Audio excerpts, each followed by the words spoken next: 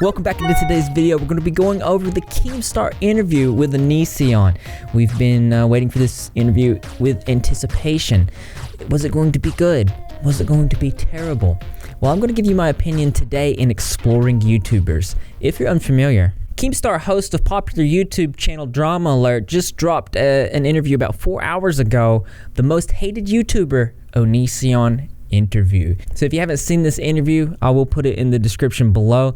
But my first major criticism, and the elephant in the room that I know a lot of us we're seeing, is that instead of himself explaining the Sarah situation between Onision and Kai, he uses a rather big clip of Edwin from Edwin's generation, which was explained very good because Edwin does his research. Everyone knows this.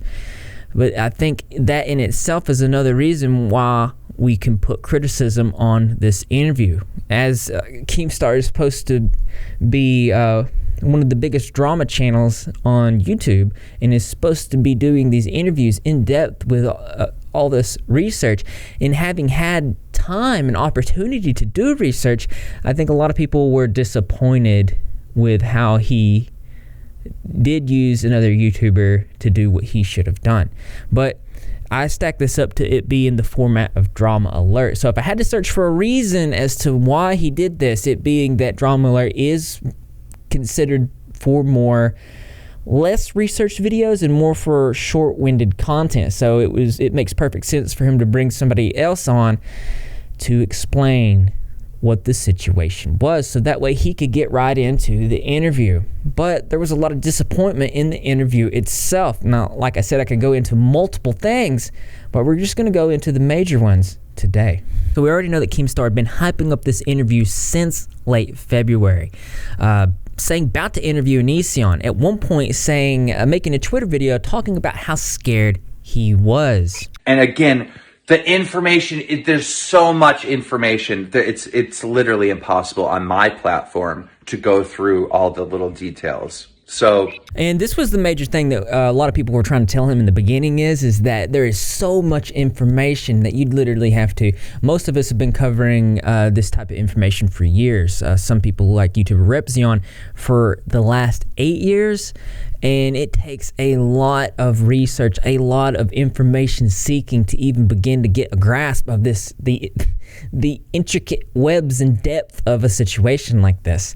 Most people just aren't going to get it. So a lot of people were worried, like, hey, you can't really take this year's worth of stuff and condense it down into a short little video because it's going to misrepresent the actual seriousness and depth of not only the victims, but of the entire situation. And that's what a lot of us was seeing in his first part of the video. The strange ongoing joke of Kai having a secret relationship with Sarah finally hit a full stop when Ayala accused Kai and Onision of grooming Sarah. I said it before, I'm going to say it again, the best part and most well-researched part of that first video, and almost a save of the information, was probably Edwin, because in just the clip that was shown, he explained some of the seriousness and depth of this situation to the new audience, because we already know that there's a lot of people in Keemstar's audience that don't have a clue who Onision is. So that was another worry, was that, oh, he's going to be broadcasting to people who don't understand the full depth of this information. So I'm very appreciative that at least there was this clip from Edwin. And I know what this is going to do. It's going to send a lot of people to Edwin's channel, and they're going to watch his videos, which are extremely well researched. So there's props there for that.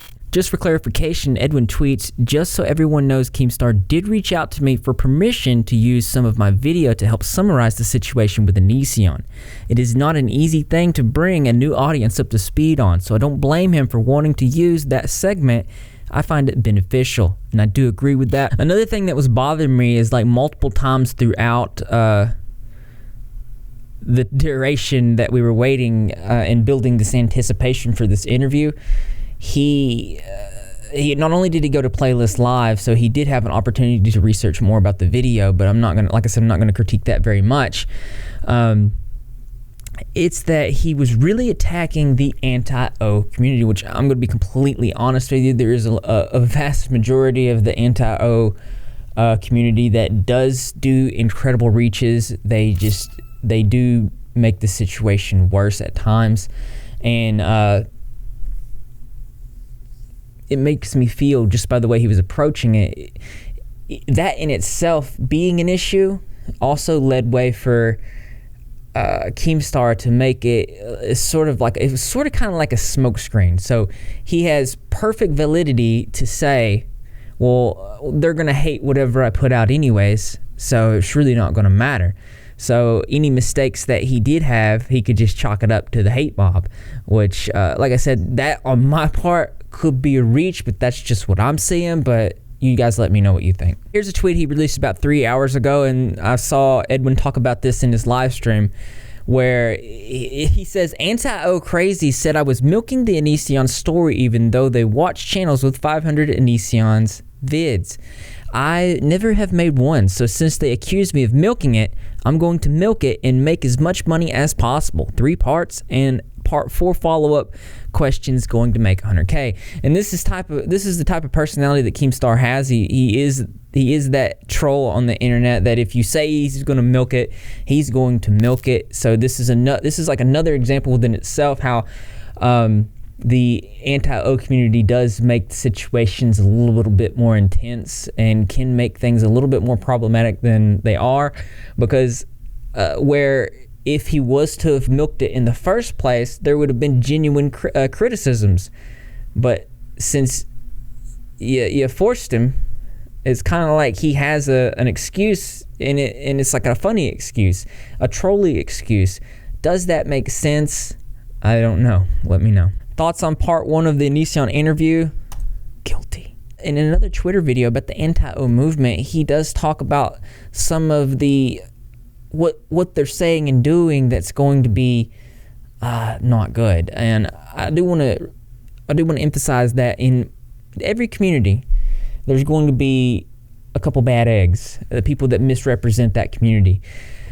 With Onision, this is the case here, and they're doing things like this. The anti-O movement. That's right. We're talking about the Onision haters.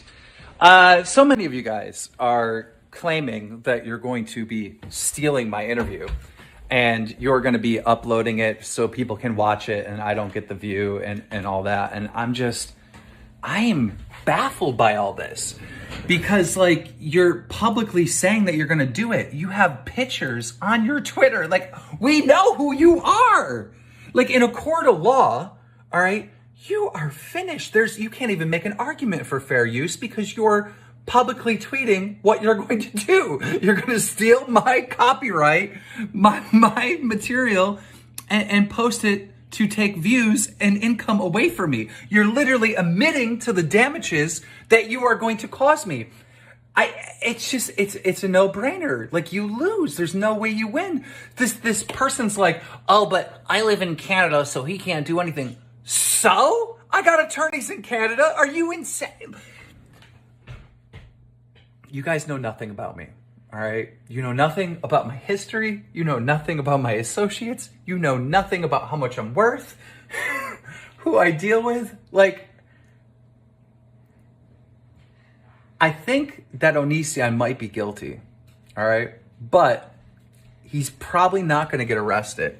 And when he doesn't get arrested, I think at some point he is going to turn into a hero and he's going to get fans again. And the reason why I think this is because of the overreach of the anti-O movement. You are creating Onision to have sympathy and to become a victim because you're overstepping. The only way that doesn't happen is if he actually gets arrested, if he's found guilty of a crime, which I don't think is going to happen. You guys are messing up big time. If you want Onision to go down, then you got to treat all this fair. The minute you don't, you're turning him into a victim. And that's facts. I've done this for a long time. I understand drama more than anyone. So I have commentary about this. He's both right and wrong. The anti-O movement, the members of that community that are in there, and they're really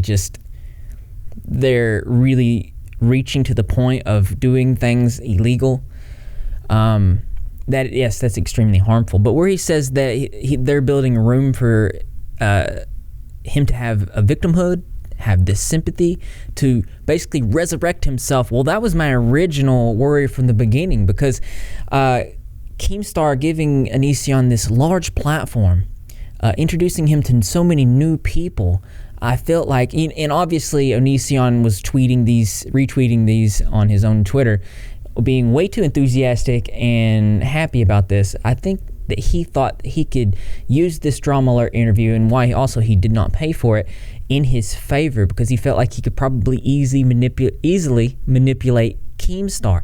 So in retrospect and the grand scheme of it all, the anti-O movement is full of people that are reaching and causing critical mishaps, such as just explained. But also, he is broadcasting that. He's broadcasting Onision to a whole new audience. So if he is to resurrect himself, he would be also hypocritically playing a large part in that, along with the other issues. But that could be intricate, and I probably could go more in depth on that. But as interesting as this is, there's always something that's more interesting to me. That's right, you guessed it. I want to know what you think. So why don't you go ahead and leave your creative and interesting responses in the comment box below. Thumbs up for those likes. As always, brothers and sisters, I will see you in the next video. That's just how it feels to me. I'm not trying to make this a very long video. It's almost at 20 minutes, so I gotta edit that footage.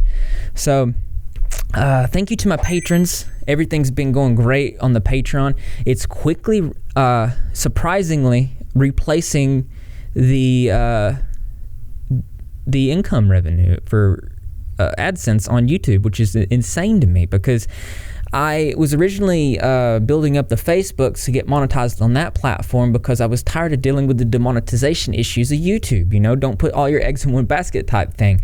I also really liked the engagement that we're having over there on the Facebook. The Facebook page is turned into one of my favorite platforms aside from Twitter, because I can talk more in depth about how I feel about certain things. So I might tweet one thing and then have the same tweet on the Facebook page, but I will go into way more depth about certain things, and I'm able to engage with you more. So if you do want to help me get to my 10,000 goal this year, go over there and follow that, and I really appreciate it. But the Patreon was more of a long run game for me. So the whole idea is to build that up so I can do meet and greets, meet you guys, do public speaking events and things like that. And I expected it to get to where it's at, sure, but years later, and now that it's building up quickly, it's just, I'm super grateful, and I just wanted to say thank you. I really appreciate it. We're fixing to start. I will probably upload a brand new patron-only video today. I'm very excited about that. We had a really, really good and successful Discord live chat for patrons just Sunday. We do it every Sunday, and I'm just really enthusiastic about the future of everything. It's looking great. And that being said, I am working on new merch. Don't forget to get your Rep Squad mugs, and I love you. Really appreciate it. And that's just another way to show that you're repping. If you're not repping, you're gagging. How you do that? All you gotta do is subscribe and notifications turn on. Be in the comment section after every single video, because I'm gonna be there. Greg the Cat's gonna be there, and the rest of the Rep Squad community as well. And I expect to see you there too, because this channel loves you. The only Greg that you need in your life is Greg the Cat. That's the OG right there.